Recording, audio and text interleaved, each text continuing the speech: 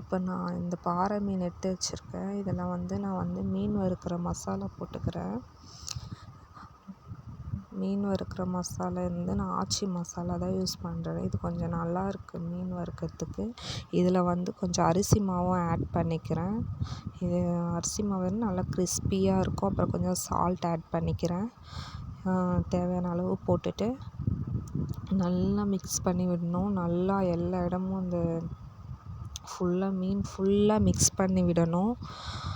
Mix பண்ணிவிட்டு நல்லா அந்த மசாலாலாம் உள்ளே போட்டு கொஞ்சம் ஃப்ரீசரில் வச்சுட்டா நல்லாயிருக்கும். ஃப்ரீசரில் வச்சா தான் நல்லா அந்த எப்படி சொல்கிறது, நல்லா அந்த மசாலாலாம் ஊறி இருக்கும். நம்ம வறுக்கிறதுக்கு சூப்பராக இருக்கும்.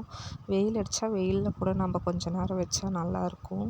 இப்போ பாருங்கள், தோசைக்கல் காஞ்சோன்னே எண்ணெய் ஊற்றிட்டு மீன் போட்டேன். மீன் போட்டு நல்லா ஃப்ரை ஆகட்டும். ஃப்ரை ஆகின்னு திருப்பி போடலாம். இப்போ மீன் போட்டிருக்கேன். இப்போ திருப்பி போட்டுக்கிறேன். பாருங்கள் எவ்வளோ சூப்பராக வந்திருக்குன்னு. சிம்மில் வச்சு வறுத்தா இன்னும் கொஞ்சம் நல்லாயிருக்கும். இது அதே மாதிரி வேகட்டும். இன்னும் கொஞ்சம் வெந்தோடனே திருப்பி போட்டுக்கலாம். இப்போ இன்னும் கொஞ்சம் நேரம் ஆயிடுன்னு இப்போ பாருங்கள், இப்போ திரும்பவும் திருப்பி போடுறேன். நல்லா வெந்திருக்கு. இது கொஞ்சம் வேகலை. இப்போ திருப்பி இதே மாதிரி திருப்பி போட்டுக்கிறேன். அவ்வளோதாங்க மீன் வறுவல். இவ்வளோதான், ஈஸியாக இருக்கும்.